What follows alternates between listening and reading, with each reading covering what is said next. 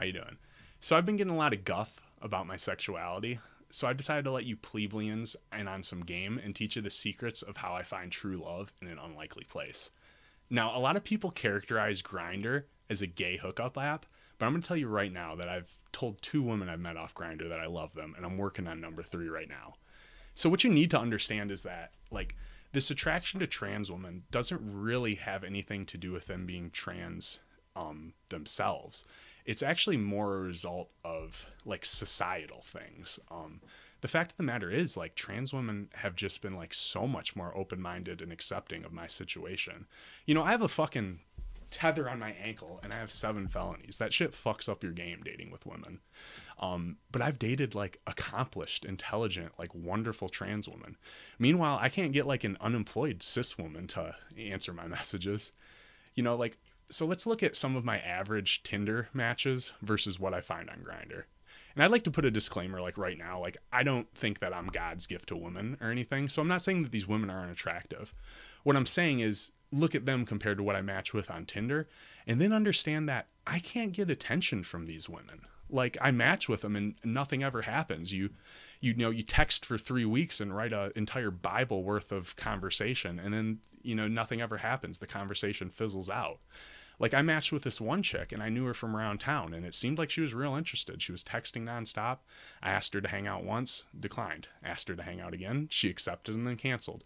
We had plans for Saturday, but after the last 2 times, I kind of didn't push for them and then they ended up not happening. So, I had kind of just taken that as, okay, she wasn't interested.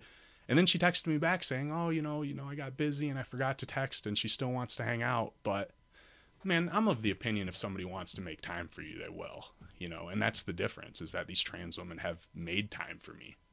And so here we have a profile with no face. In an app that is 100% visual, this is one of the most disturbing profiles you can come across. To not show your face on a dating app implies a fundamental misunderstanding of how attraction works that just bothers me on a base level. Either this person has something to hide, or they feel so entitled to attention that they do not think they should have to show their face like everybody else. And here we have a Snapchat scammer. And finally, we have a real profile. And maybe she's a nice girl. I don't know. And I did have one good match you can check out here.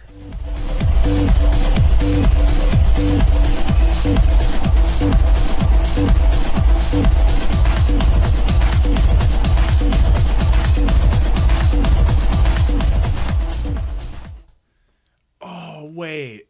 That's one of my matches from Grindr. Now I should just end the video right here because nothing more needs to be said. The results speak for themselves. The fact that people call me gay for getting hard to women like this is absurd. You're gay if you don't get hard. And let me tell you what's really gay. Being attracted to this and being too scared to admit it, which is a ton of people because it's one of the most popular categories in porn, yet you go to this comment section and nobody will admit it. I was talking to this specific girl about the dynamics of introducing trans women to your family, which is a topic, obviously both of us know pretty well. And I told her that I refuse to even acknowledge that dynamic and give it any validity because there is absolutely no reason why I should have to walk on eggshells over a beautiful woman. By giving any weight to my family's disapproval is saying that disapproval has any validity or merit to begin with, and I refuse to do that. If any awkward introductions are going to take place, it should be the woman telling their family why they're dating a 7-time loser. This is me, a 7-time felon who's been in trouble the majority of his life. I try not to let this define me, but it does mean something. It certainly says more about a person than being trans does. And yet I've never been made to feel lesser for this social albatross I wear around my neck. I've told this story before, but I remember one of the first times I went out in public with a trans woman, I was worried about what people might think about me. And I'm not the world's toughest dude, but I am fairly big, so I wasn't worried about anybody saying anything to my face. But what about women and their silent judgment? Well, what if they think I'm gay? But by the time that the date was actually going on, I had forgotten about all that. And instead, I just felt like this huge pride to be with this woman. And then I instantly felt ashamed for ever thinking otherwise. Because I thought the world of this woman. So what does that say about me if I question being with her? I just don't see how people can be attracted to trans women and deny it, or only meet up with them in private. Forget for a minute how rude that is to the women. Think about how cowardly that is to do as a man. You're sexually attracted to something, but you're afraid to admit it because people might make fun of you. So you're scared of other people. That's a straight pussy move. Like, I might have done something like that when I was a little chunky monkey kid, but not now. Anyways, don't take my word for it. Take this nerd's. Talk about shemale porn. Again, this is very popular among heterosexual men. Gay men are not interested in shemale porn. This was a surprise when we went into this. We had no idea that shemale porn was going to be so popular. Obviously, this is something that men aren't comfortable talking about, but the data is quite overwhelming about that this is universally popular and massively popular. So why are straight men so interested in shemale porn? Because it's hot. Duh. I mean, dude, you know, I don't know how to say this, so I'm not trying to disparage anybody here. I love autistic people, but sometimes autistic people, they can get a little hyper-focused. They can have a problem seeing the trees for the forest or whatever they say. And I think this is a great example of it. Like, people always get hung up on the, oh, biology and DNA and a penis. And it's like, dude, science is fake and gay. Like, science cannot explain everything. Terence McKenna said of science, I think, that modern science is based on one principle, and that is, give us one free miracle and we'll explain the rest. And what he meant by that is saying that science cannot explain creation. That one free miracle is the Big Bang. Science says, hey, you know, give us this one miracle, you know, and we laugh at miracles because we're all about science, but give us this one free miracle that explains everything, and then, yeah, we'll take it from there. And that's what I think.